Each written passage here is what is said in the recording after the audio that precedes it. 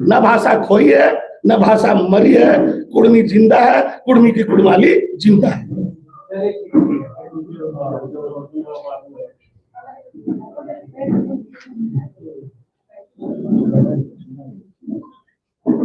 और कोई प्रश्न?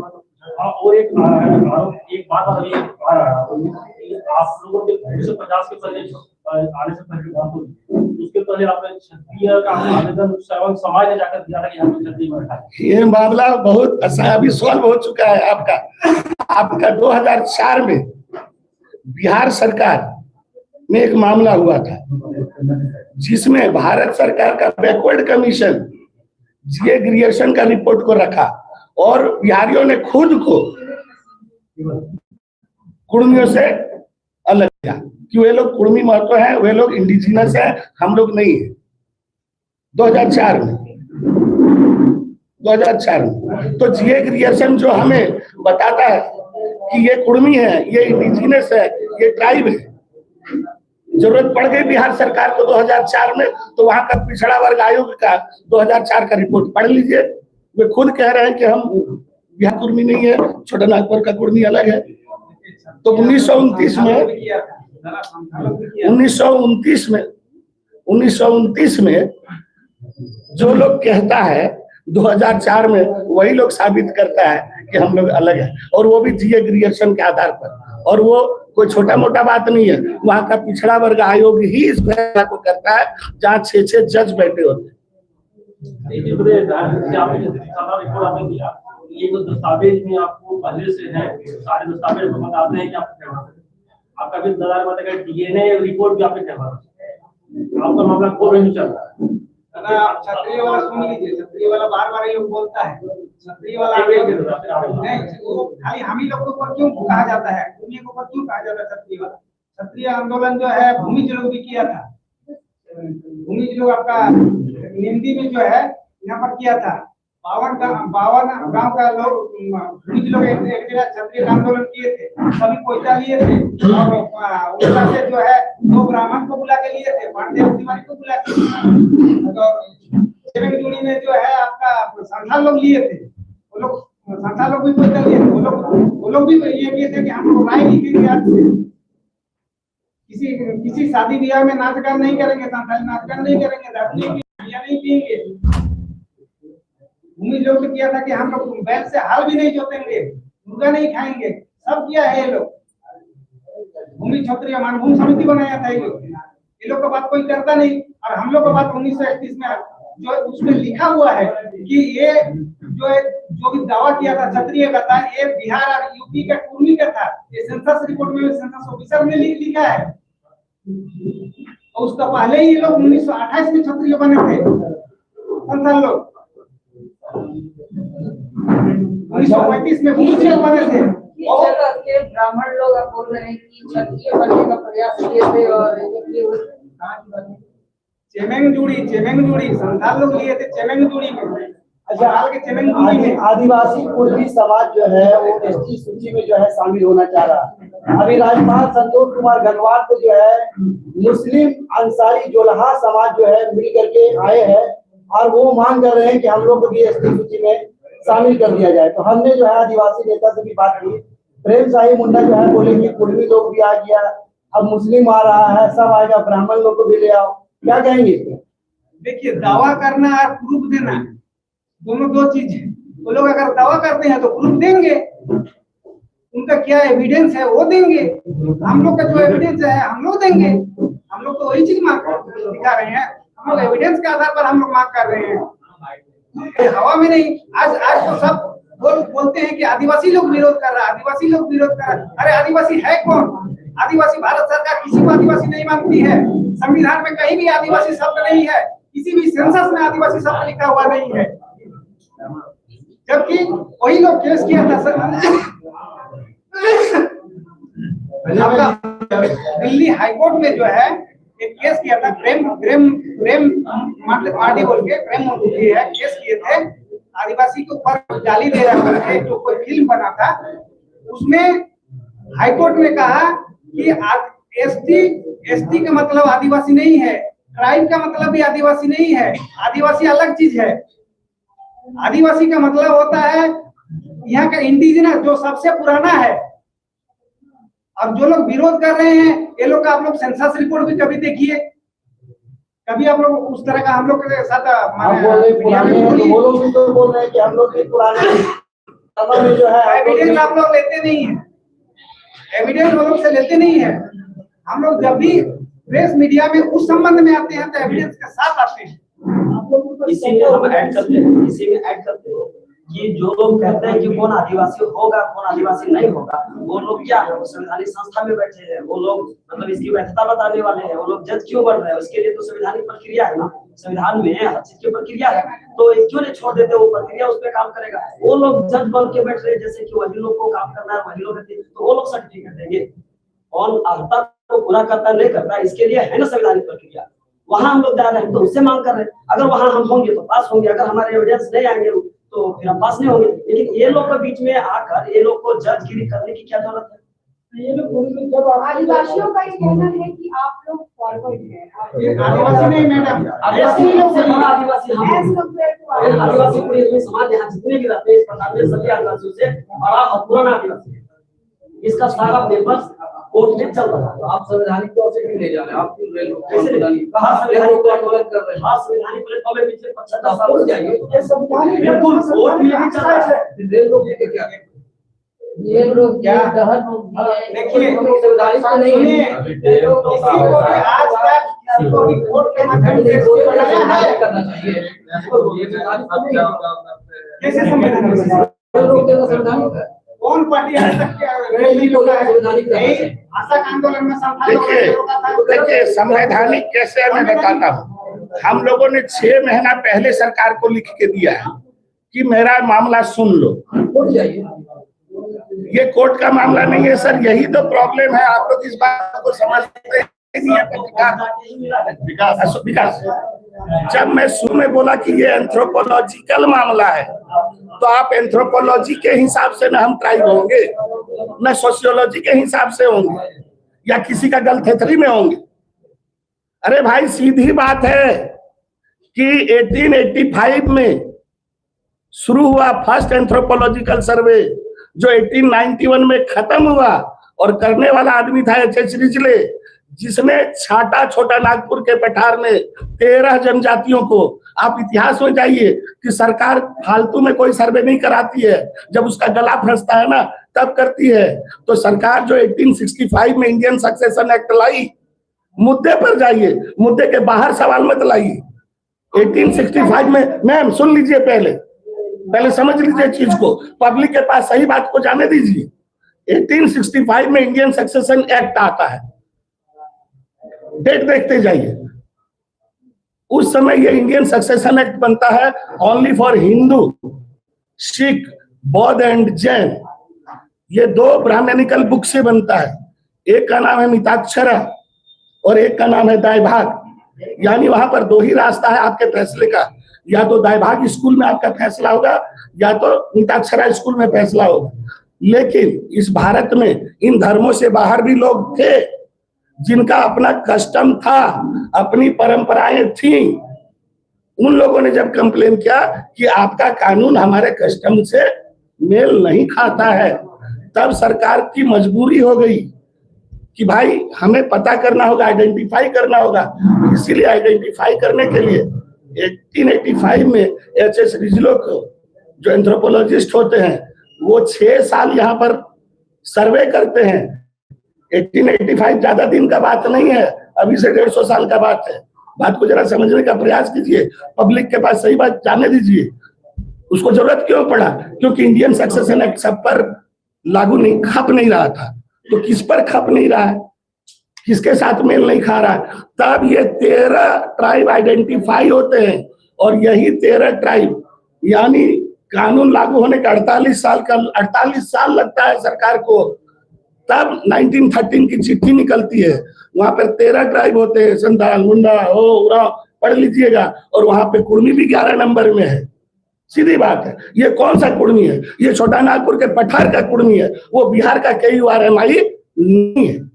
इस बात को दिमाग में ऑलवेज रखिए। नहीं तो जीए ग्रियर्सन का लिंग्विस्टिक सर्वे पढ़िए, वह साफ साफ लिखा हुआ है कि जब भी छोटा नागपुर के कुर्मियों के बारे में सरकार सोचे तो भले इसका KURMI है लेकिन इसका आर का उच्चारण हार्ड है, तो जीए ग्रियर्सन 1898 में ही बोल देते हैं, वो शिनाख्त करते हैं। और 1913 में जब ये चिट्ठी निकलती है तो 13 ट्राइब होते हैं। फिर यही चिट्ठी निकलती है 1931 में।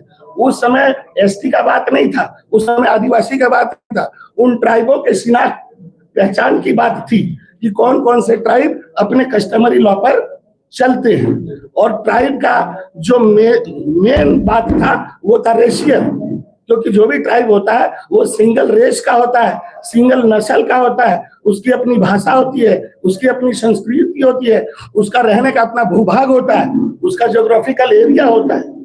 इन सारे चीजों में उन्होंने कोई 1-2 पैरामीटर में नहीं चेक किया, उन्होंने मोर देन 100 पैरामीटर्स में चेक किया। HS रिजले का किताब पढ़िए, एक ही किताब तो पढ़ना है, 10 को 20 को पन्ना पढ़ना है, लेकिन वो कोई पढ़ता नहीं है और कुर्मी पर आक्षेप लगाता है। फिर जब 1925 में इंडियन सक्सेशन एक्ट का रिवीजन होता है, तब सरकार का फिर बाध्यता होता है चिट्ठी निकालने का। तब 1931 में फिर चिट्ठी निकलती है कि कौन कौन से लोग इंडियन सक्सेशन एक्ट से एग्जेम्प्टेड है। अब देखिए 31 से 50 मात्र 19 साल होता है, 12 को उठा के आप शेड्यूल कर देते हैं और एक को छोड़ देते हैं। तो बताइए कुर्मी का मामला क्या है? क्या कुर्मी ट्राइब बनना चाहता है, या कुर्मी एक ट्राइब है जो इंडियन सक्सेशन एक्ट से आज भी एग्जेम्प्टेड है, लेकिन सरकार ने षड्यंत्र किया है, हमें BC में डाल दिया। एक ट्राइब को कास्ट में बदलने की साजिश है। मैं तो सभी इंडिजिनस पीपल को कहता हूं कि भारत में अगर इंडिजिनस पीपल का सारा हक अगर लेना है तो बिना कुर्मी का लेने नहीं सकोगे।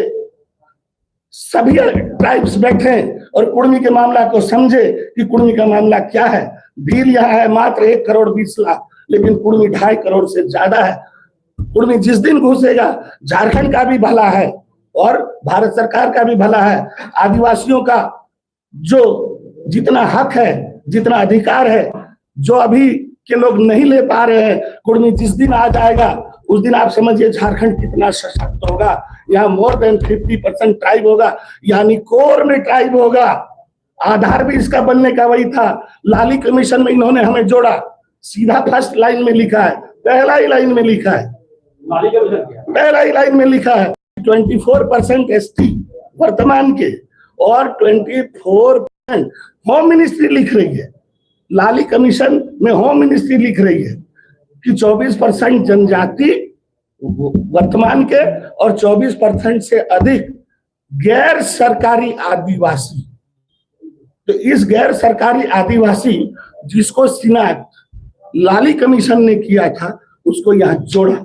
और झारखंड बनने का आधार क्या था? झारखंड बनने का आधार था यहाँ की भाषा और संस्कृति का संरक्षण और इंडिजिनस पीपल का संरक्षण।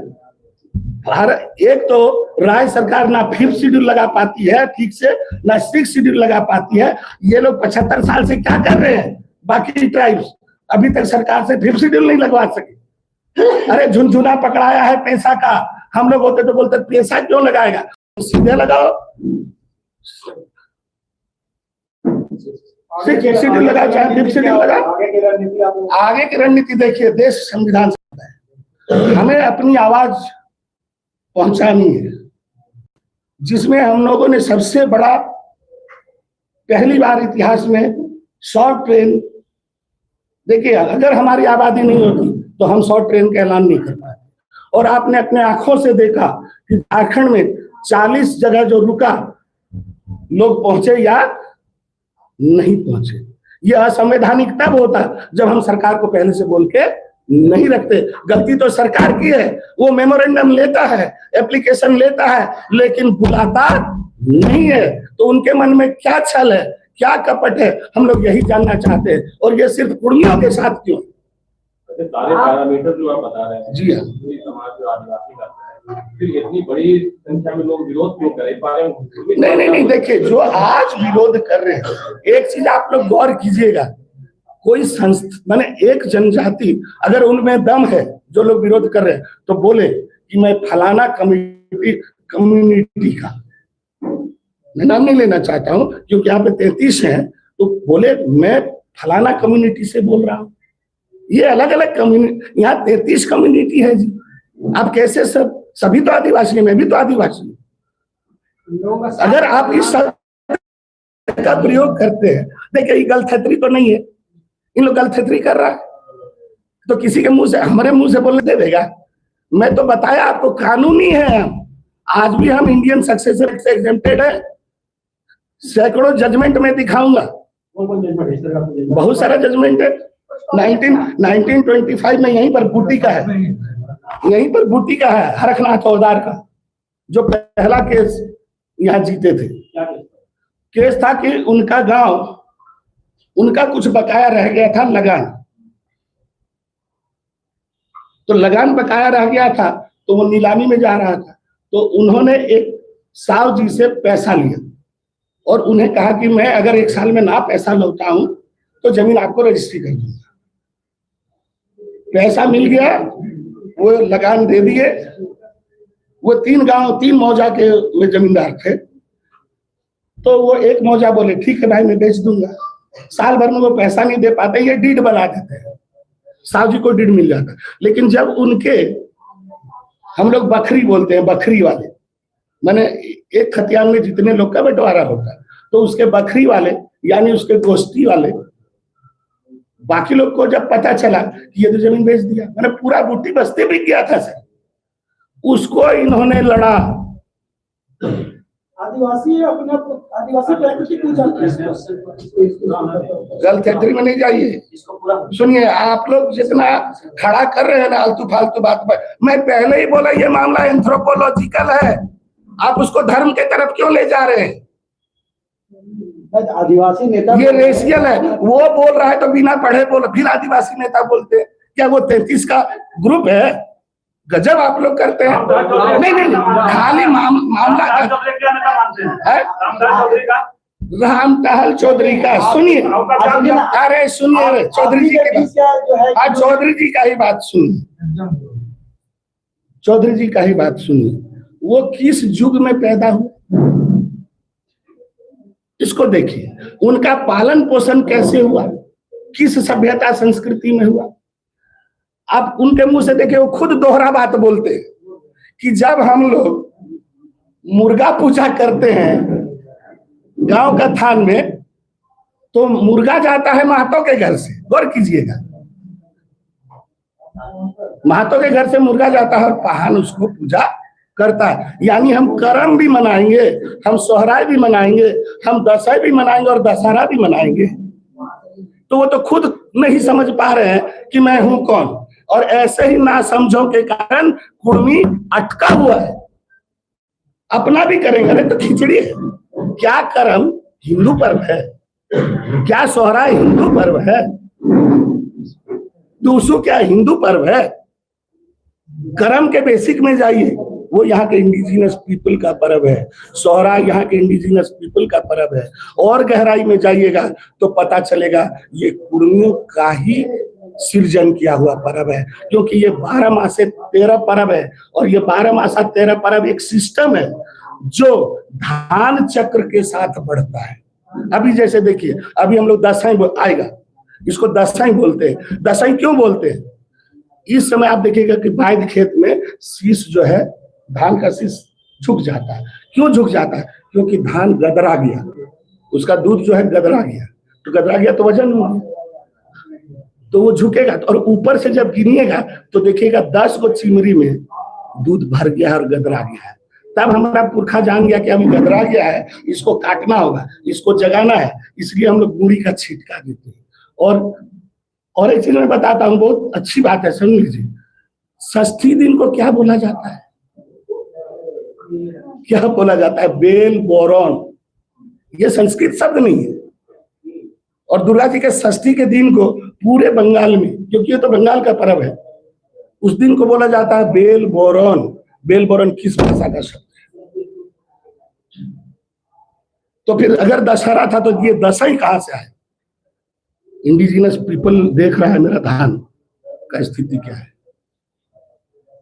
वो इसीलिए क्यों कहते, अभी तो घर को वो सजा नहीं पाएगा, इसीलिए वो षष्ठी के दिन क्या करता है, लाल दाग गेरू का लगाता है, छोटा छोटा ठप्पा देता है।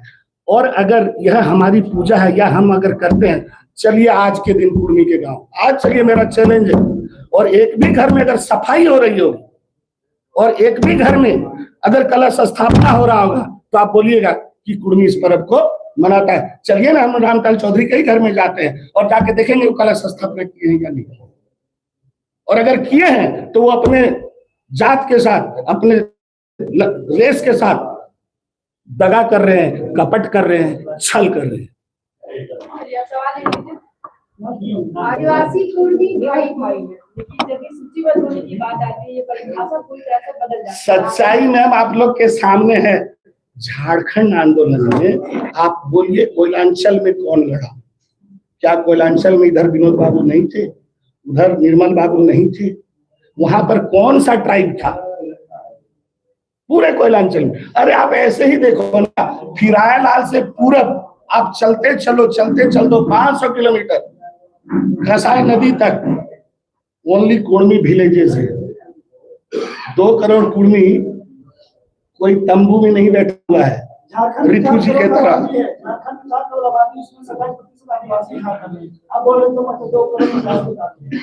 मैं तीनों स्टेट का 2 करोड़ बता रहा हूँ, यहाँ पर मैं लगभग 1 करोड़ के हूँ, और बढ़िया से अगर जनगणना हो ना तो हम 30% पार करेंगे, दावा है। सरकार जातीय जनगणना करा ले, सरकार करा सकती है। बिहार के तर्ज पे है? जी हाँ, बिहार के तर्ज पर कर दे।